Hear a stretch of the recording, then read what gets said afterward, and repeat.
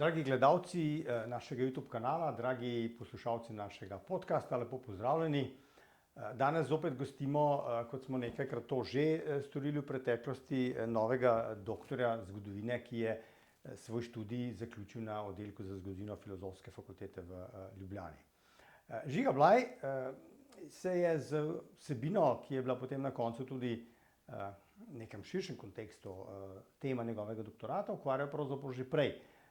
Ali pa bomo rekli vsaj ključni besedi s tem povezani sta bili že pravzaprav sta identični, ne. To sta lokalna zgodovina, seveda izhajajoč iz tega, od kod prihaja, je to Zasavje, in drugo je šport, ne. In tako se je torej od diplome prek magisterija tudi do doktorata potem na koncu ukvarjal s športom v Zasavju, seveda v doktoratu v nekem najširšem kontekstu. Šport ima seveda neko svojo zgodovino kot discipline, več njih, po drugi strani je pa šport tudi ena socialna, kako bi rekli, komponenta življenja v nekem okolju. Torej nekaj, kar pride po tistem, v tisti tretji del Marxove delitve 8-8-8, ne, tja nekako potem še lahko šport vključimo. Najprej, zakaj lokalno, bo Žiga odgovoril, zakaj torej pri svojem raziskovanju vezava na ta prostor. Seveda, razumem, izhaja iz prostorov, od koder prihajaš, ampak hkrati seveda najbrž je tudi kakšen drug vzgib, čemu ravno Zasavje. Ja, najprej hvala za vabilo. Ja, zakaj ravno Zasavje? Tako, kot ste rekli, prihajam iz Zasavja. Tudi s športom sem povezan že celo življenje. Lahko bi rekel, da sem malce lokalpatriota. In vedno mi je bilo zanimivo, ko sem poslušal starejše, kaj se je včasih dogajalo v Zasavju, kako se je šport razvijal oziroma kultura, vse ostale dejavnosti. In vedno me je to najbolj veselilo, da se ukvarjam z lokalnim okoljem, zgodovino lokalnega okolja in da lahko nekaj pridodam, kar še mogoče ni bilo odkrito. Da potem dobimo nov delček mozaika, ki ga lahko sproti dopolnjujemo. In šport je pa ena taka stvar, ki me veseli že od nekdaj. Sam sem bil nogometaš, je pa ljubezen do športa širša, tako da tudi ostali športi me veselijo. Če ne za ukvarjanje z njimi, pa vsaj za gledati. Tako da sem to skupaj povezal tudi z ljubeznijo do zgodovine in zato se rad ukvarjam s to tematiko. Lokalna zgodovina je ne glede na vse skupaj pravzaprav zelo pomemben segment raziskovanja preteklosti slovenskega prostora. Lokalna zgodovina seveda pomeni neki manjši prostor, kjer se ljudje, ki tam živijo, seveda s tisto zgodovino lažje, kako bi rekli, ponotranjijo, ne, ta dogajanja na tistem prostoru. Ampak kljub vsemu je treba dati neko širšo sliko. Ti si v svojem doktoratu naredil neko primerjavo Zasavja pa Ljubljane na enem segmentu. O čem je že šlo? Ja, šlo je pravzaprav za neko študijo primera nogometa v Trbovljah in Ljubljani.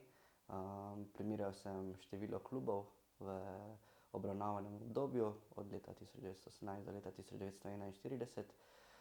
In kako je šel pač sam razvoj v Ljubljani, ki je takrat veljala za največji nogometni center, in pa kako je šel razvoj v Trbovljah, ne. Seveda, Ljubljana je imela absolutno več prebivalcev, tudi večje število klubov. Je pa Trbovlje pač sorazmerno številom prebivalcev v Trbovljah imelo tudi kar veliko klubov, ne. V tem obdobju, ki ga obravnavam, se zvrsti kar nekaj klubov, ki sicer včasih ugašajo, včasih nastajajo novi, ampak za tak kraj, kot je Trbovlje, je bilo kar veliko število klubov in tudi Trbovlje so veljale za sicer manjši, ampak vseeno za nogometni center. Nogomet, ne. Mi, ki imamo malo višji EMŠO, ne, se bomo spomnili, Rudar je nekoč igral v drugi jugoslovanski ligi, ne.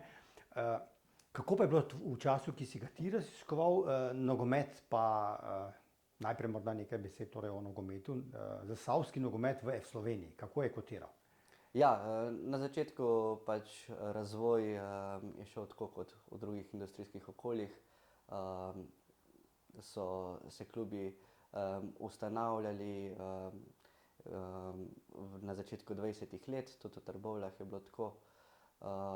In sicer najprej sta bila ustanovljena Športni klub Trbovlje, ki je bil bolj meščanskega značaja, in pa Delavski športni klub Zora, ki je imel bolj delavski značaj.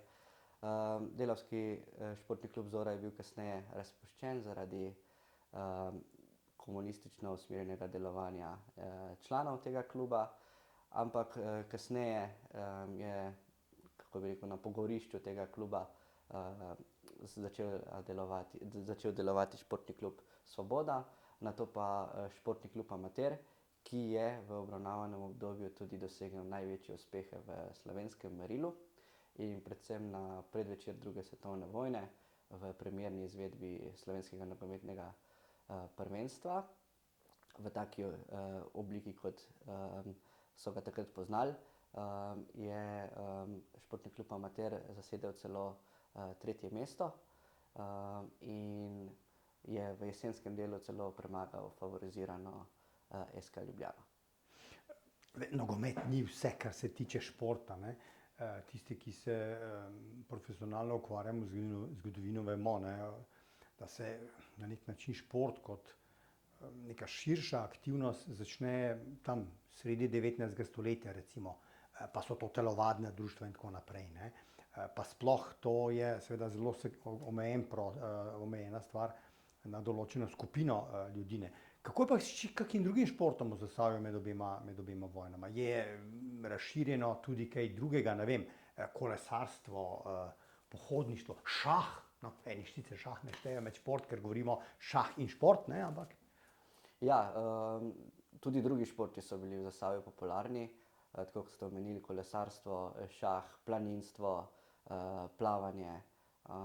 Vse te aktivnosti so bile popularne, ampak mogoče bi izpostavil telovadbo. Telovadba je tudi v Zasavju imela pomemben pomen, in sicer predvsem sokolska društva, ki so imele korenine že pred Prvo svetovno vojno v Zasavju, so svoj razvoj in ugled utrjevali tudi v času med obema vojnama, tako da v bistvu tudi najštevilčnejše članstvo so imela sokolska društva.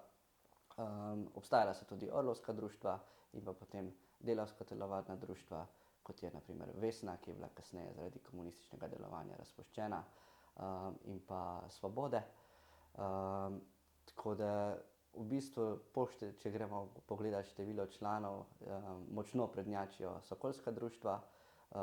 Je pa res, da v teh društvih je bilo malo dejansko aktivnih telovadcev, tako da so imela ta društva, lahko bi rekli, malce bolj vzgojni značaj, medtem če primerjamo s športnimi klubi, kjer je bilo sicer manj članstva, so pa bili večinoma vsi tisti, ki so bili člani, tudi aktivni igralci, na primer nogometa, in tudi registrirani, tako da so lahko uradno nastopali na tekmah.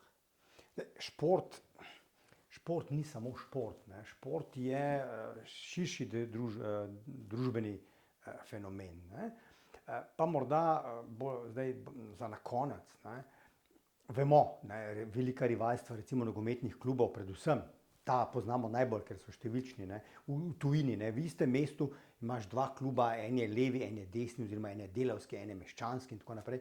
A v Zasavju tudi kaj takega obstaja, glede na to, da je to relativno majhno okolje, ne. To ni neko velemesto z 200 tisoč ali pa z milijonom prebivalcev, ne vem, Glasgow, nekaj podobnega, ne. Zdaj, če se osredotočim samo na Trbovlje, v času, ki ga obravnavam v doktorski disertaciji, je to rivalstvo glede politične osnove bilo, ne. Kot sem že prej omenil, na primer športni klub Trbovlje je bil bolj meščanskega značaja, medtem ko športni klub Amater, ki je bil v tem času potem njegov največji konkurent, bolj delavskega značaja. Zanimivo je seveda to, da sta oba imela v svojih vrstah tako obrtnike kot tudi delavce, je pa večje uspehe dosegal športni klub Amater. Če gremo v čas potem po drugi svetovni vojni v Trbovljah je obstajalo tudi več klubov v Trbovljah, ampak so postopoma nekateri ugasnili. Obstal je le NK Rudar Trbovlje, ki, kako bi rekel, mestnega konkurenta nima, ima pa konkurenco v širšem Zasavju in tudi derbi s sosednjim nogometnim klubom Zagorje velja za enega izmed večjih derbijev v Sloveniji. Kaj zdaj bolj vpliva, šport na politiko ali politika na šport? Ja, zdaj v času med obema vojnama je moč zaznati kar precejšen vpliv politike na šport. Zdaj v današnjem času je seveda tudi politika neobhodno prepletena s športom, morda malce bolj zavita v celofan, kot je bilo to včasih. Tako da ja, mislim, da še vedno gresta oba, in šport in politika, z roko v roki. A je zdaj kakšna razlika, ne? Recimo danes so predsedniki nekih krovnih športnih zvez ali pa nekih klubov v bistvu ekonomsko situirani posamezniki, ne? Ki imajo seveda tudi neke politične preference, ampak nič hudega. Torej, takrat je bilo tudi na ta način, torej, da nekdo, ki je bil premožnejši, je imel nek vpliv pri delu nekega kluba. Ja, zelo podobno. Izobraženci, obrtniki, ki so imeli tudi politične vloge, so zasedali najvišja mesta v samih strukturah kluba, bili so pomembni odločevalci in pogost pojav je bil tudi, da so se večkrat pojavili v različnih klubih oziroma društvih, tako recimo telovadnih kot športnih klubih, potem tudi v drugih organizacijah. Ista imena in priimki se pojavljajo, tako da lahko tudi iz tega sklepamo, da so imeli pomembno družbeno vlogo v tistem okolju, ki se je odsevala tudi skozi te funkcije, ki so jih opravljali. Se da na temo športa v Zasavju med vojnama narediti še kaj? Sigurno. Zdaj, največji raziskovalni izziv je bil ta, da se posamezni društveni arhivi niso ohranili. Bilo je pregledano sicer veliko arhivskega gradiva, veliko časopisnega gradiva, je pa vedno tako, ne, da vedno se da še kaj dodati, še kaj najti, ne. Tako da jaz mislim, da se še da kaj postoriti, bomo pa videli, če se bom mogoče jaz ali pa kdo drug v prihodnosti tega še lotil. Žiga, hvala lepa, čestitke še enkrat za opravljen doktorat. Upamo seveda na branje v neki formi, ki ni doktorat, ampak neka knjiga, ki je za, kot so temu rekli včasih, za široke ljudske množice. Hvala lepa. Hvala.